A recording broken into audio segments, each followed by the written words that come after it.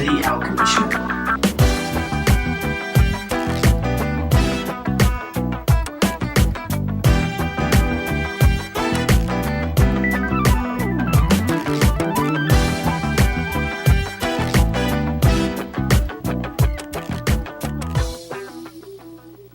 Hello ladies and gentlemen, welcome to the special edition of The Alchemist Show. This is Brianna here to tell you a scary story that will not only frighten you, but enlighten you. So sit back and listen to what I have to say. This is a story about a young teen girl. Her name was Glycerin Lancaster, and how her life changed one fateful night, much like tonight. In fact, on this very night, 3 years ago, Glycerin had invited her friend Jeff over to help her babysit her baby brother. She did not know a killer was hiding in the closet of her brother's room, just awaiting his time to kill them. At 9 o'clock, as she lay her baby brother to sleep, she felt something staring at her. She turned to find Jeff behind her. Laughing, she punched him in the arm and said to him with a rasp in her voice, "Oh my God, Jeff, you scared me half to death. Please never do that again." Blushing, as he looked to the ground, he said, "Sorry, Gliss, I promise I won't do it again." They did not notice the closet door slightly open.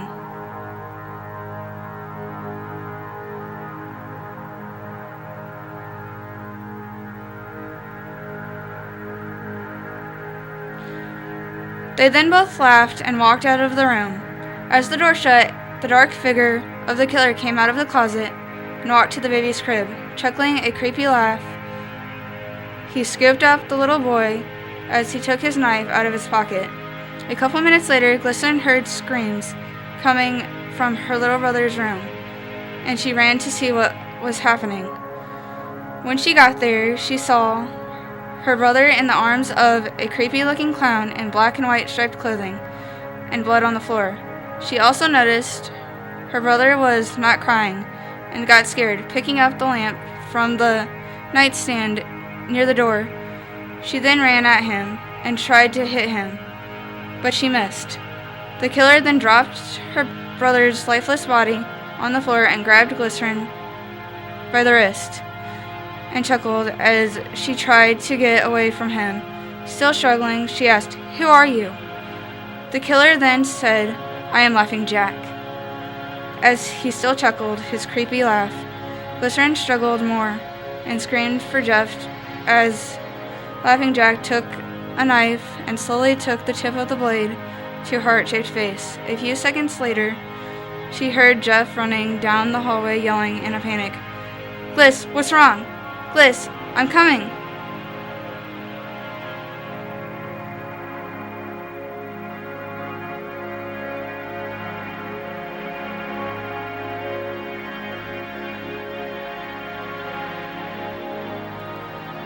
When he got there, he saw Glycerin in the arms of Laughing Jack, with her baby brother's lifeless corpse on the floor.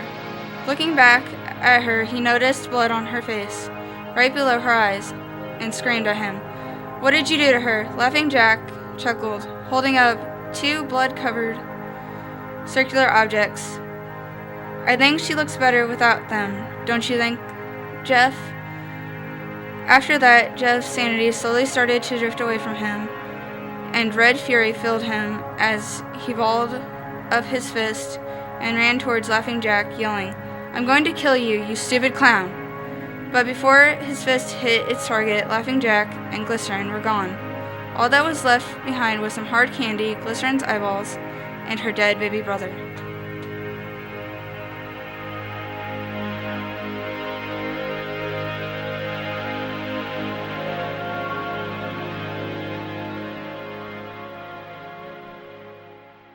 This is John with a couple stories. The first one is a true story. It was one dark and stormy day, not far from Halloween. I was bored, so I decided to watch a scary movie. The movie I picked was Wes Craven's New Nightmare, a Freddy Krueger movie that was based off of the real world. It was getting to the part of the movie where there were earthquakes happening. As the movie characters run through the house, the power goes out. A split second later, my room goes dark. My home gets dark, eerie, and quiet as I look around, scared out of my mind, as sweat drips down my back. I slowly get up from where I was sitting and go into the kitchen. By this time, I would usually hear the dogs barking and going nuts, but there's silence.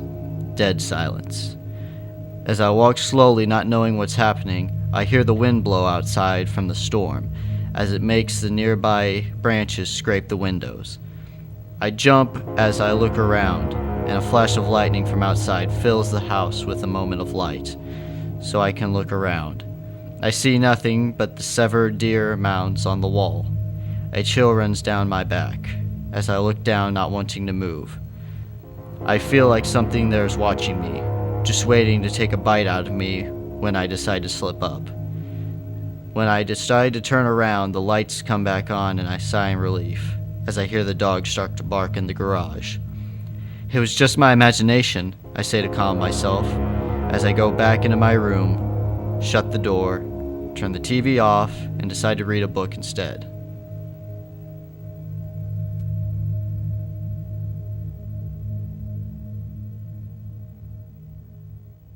The next story I'll be reading to you is a short story I wrote.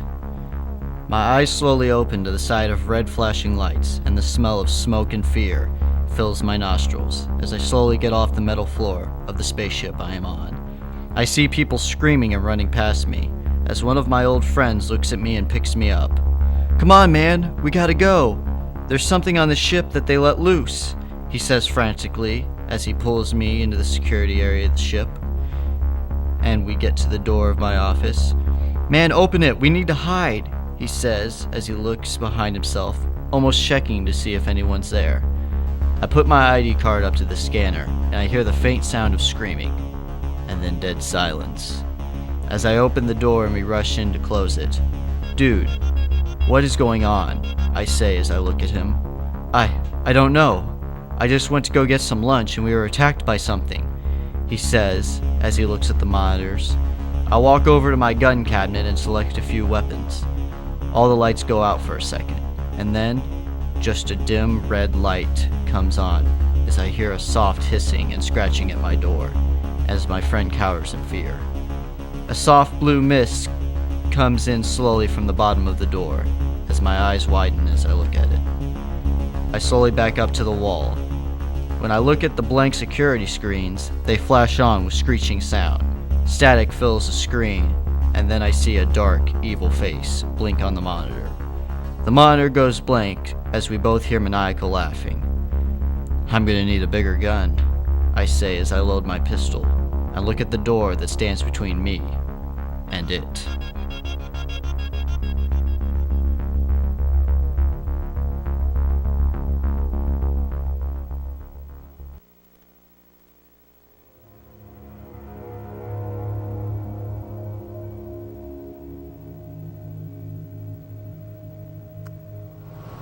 When I was in my teens growing up in Kennett, Missouri, we had a place on an old gravel road about 10 miles outside of the country of Kennett, Missouri, and we used to go out there, and there's a bridge, and the story behind the bridge is that a man killed his wife, and his wife was pregnant, and when the man took his wife out to this bridge and got her out of the trunk of the car and threw her into the river. And when the authorities found the body a couple of days later, there was no baby inside. And teenagers would go out there, and it's kind of a spot to where they would party every once in a while. And we would go out there, and the idea, the myth behind it was that if you sat down on the ledge of the bridge, and everyone sang, if you sang like children's riddles or children's songs, then you could hear the child laughing. And on a couple of occasions out there, it's very scary, but we participated in that activity, and there was a couple of times when you could really actually hear a child laughing and you couldn't identify from which direction the laughing was coming from. So, and that's something that I have experienced with my own ears and my own eyes, and it was very scary. And the last time I went out there, a bunch of us got pretty freaked out, and we kind of promised never to go back, and I haven't been back since. Isla de las Muñecas, the island of the dolls, just south of Mexico City, you can find a small island with a sad background which never intended to be a tourist destination. The island is known as the Island of the Dolls. It is dedicated to the lost soul of a poor girl who met her fate too soon in strange circumstances. It is said that a girl was found drowned in mysterious circumstances many years ago on this island, and that the dolls are possessed by her spirit. Local legend says that the dolls move their heads and arms and even open their eyes. Some witnesses claim they have heard the dolls whispering to each other, while others who were on a boat near the island said the dolls lured them to come down to the street.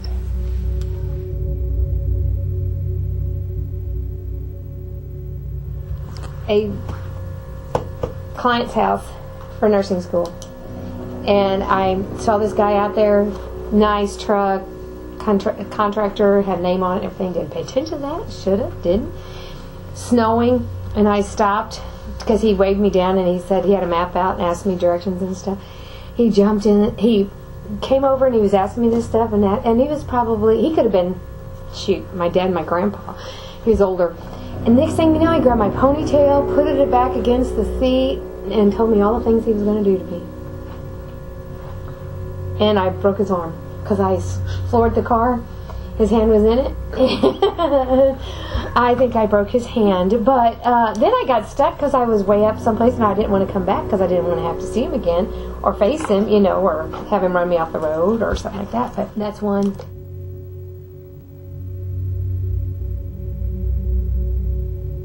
There was a man that we would be playing outside when we were growing up, and he had a gray suit, gray hat, black lunchbox. And he would always walk around and just watch us. And he'd just show up out of nowhere. Don't know where he lived, don't know who he was, except his name was Harry Bittner. And he was creepy. And we always knew we were going to get eaten alive or something. He was putting kids' parts in that lunchbox. But he would show up from nowhere. And you turn around and just run right into him. He was a freaky man. Creepy, creepy, creepy. And had no children, no family that we knew of. And we all ran in terror every time we saw him because we knew he was going to eat us. We did. That's at least what we thought. Because that's good. He's scary. And I think he died alone.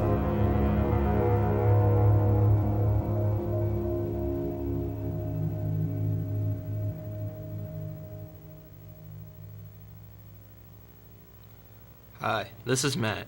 You just heard a few stories from teachers and staff here at PHS. And this story I wrote is about a man named Winston who can't seem to outrun his past of hunting things that go bump in the night. That's right. To most people, they think that all of these monsters and urban legends that we talk about are not actually real. From anything from a ghost to a werewolf to demons and vampires, Winston would hunt them. The way he got into this business of being a hunter, as he calls himself, is actually quite tragic. It all started when Winston was 16 years old, on a cold night in August. All seemed to be normal until Winston heard a noise coming from his parents' room. He went to go check it out. When he hears a scream from his mom, he is now running through the house to his parents' room, where he finds both of his parents trapped to the ceiling, bleeding. The intruder had escaped through the window just as Winston had opened the door. Winston is crying out for help when all of a sudden his parents' bodies burst into flames. Later that week, when Winston was reading through his inheritance from his parents, they left him a videotape telling him all about their past of being hunters, and if he is watching it, then that they had been killed by a demon.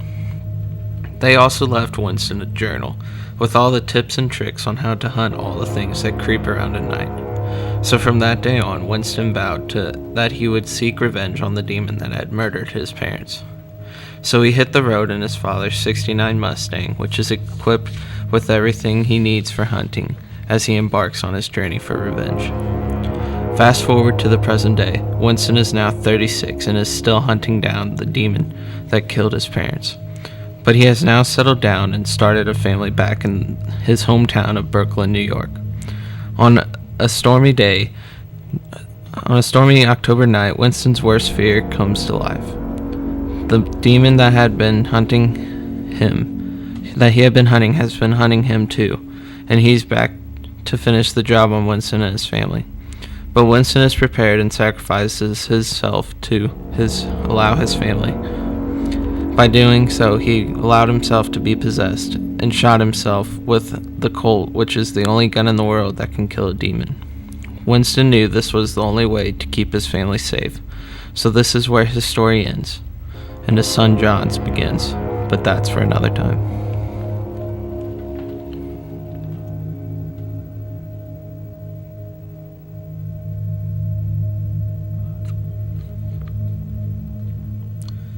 Here's a good spooky story from my friend Charles. It's Halloween tonight, and the spirits are going to be out. Are you ready? Please be careful and beware. The shadow people. What are shadow people? They are spirits and demons that walk the earth and attach themselves to people. Not all shadow people are evil. Some are good, but few are lucky enough to get them. A shadow person can latch on to you at any moment in life and stay as long as they please. They can do anything that your average ghost can do. They can move things and possess someone. Very few are lucky enough to have something that can protect themselves from any type of spirit. They don't have to worry about having a shadow person attaching to them.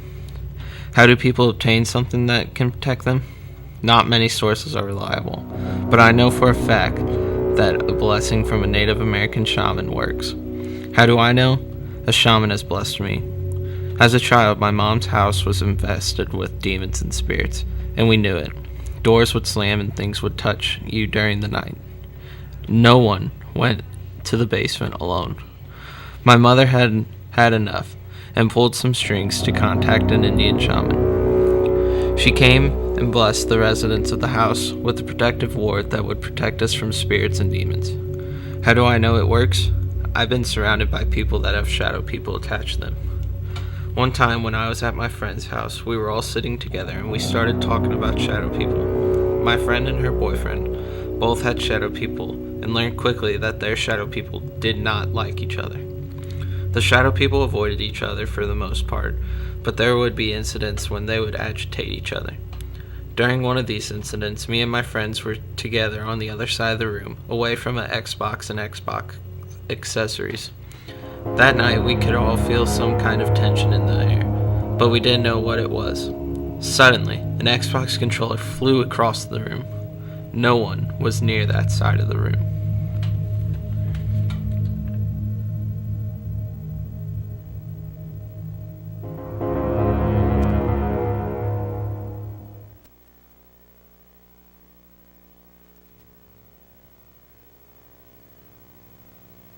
The second incident was at a hospital with strangers. One of the people said why he was in the hospital, and to me, it sounded like he had a shadow people. So I explained shadow people to everyone there, and the guy went nuts. His voice changed, and his eyes had a 1,000-yard stare directly at me. It felt like something was trying to get inside of my mind, but it was unsuccessful. After that, he was carried off to his room and was locked there for an hour or two. After he came out, he asked what happened. This poor soul had 5 shadow people attached to him. I asked about them and discovered that they could hear me, and then when they looked at me, they saw a bright light on my forehead, where my blessing was placed.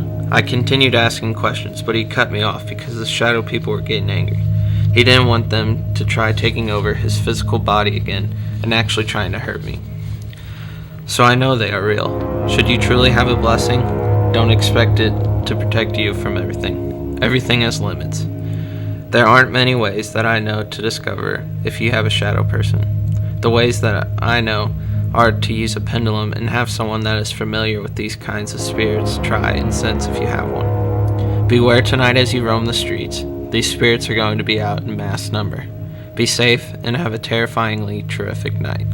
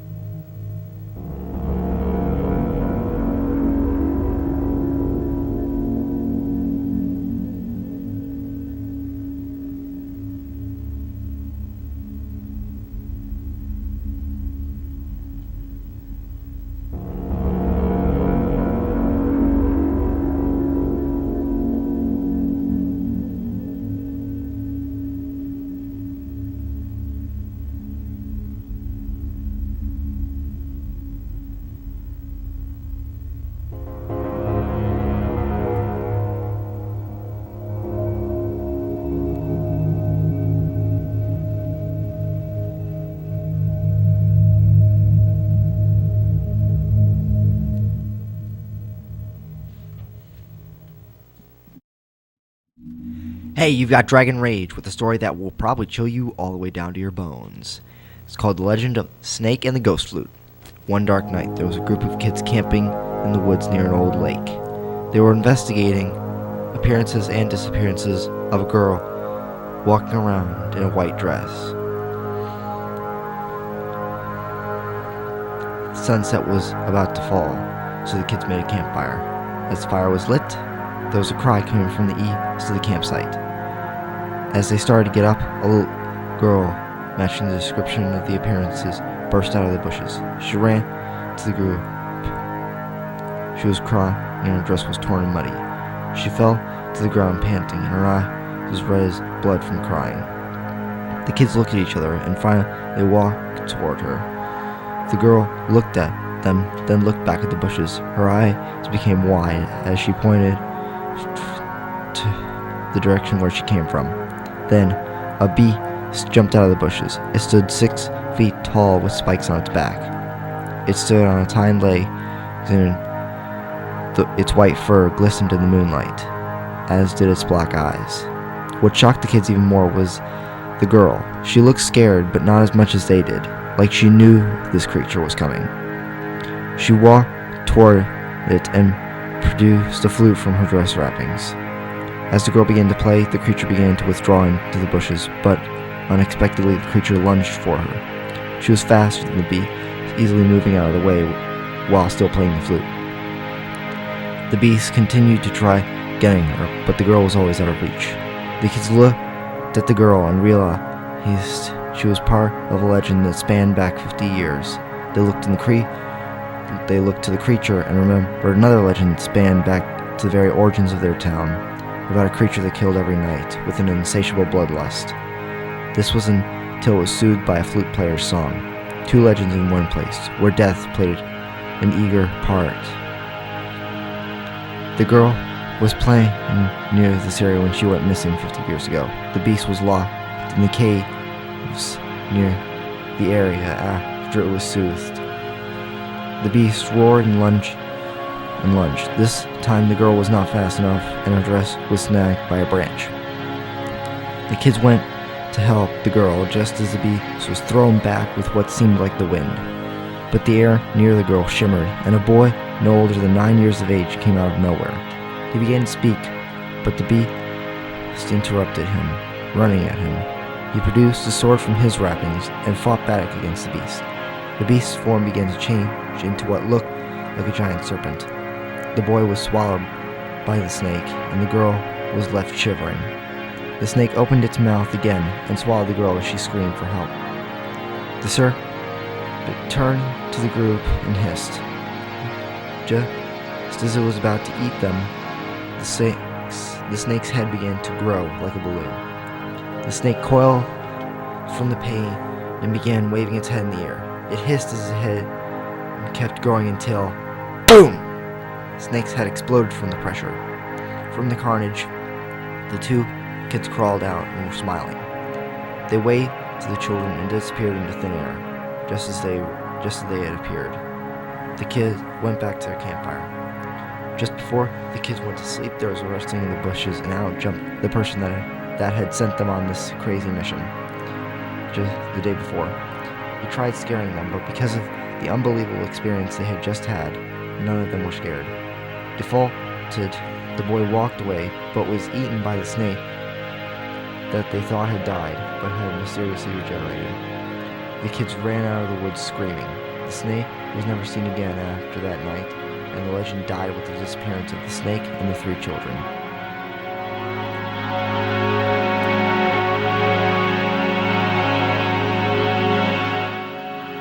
We hope you enjoyed our special edition of The Alchemist Show.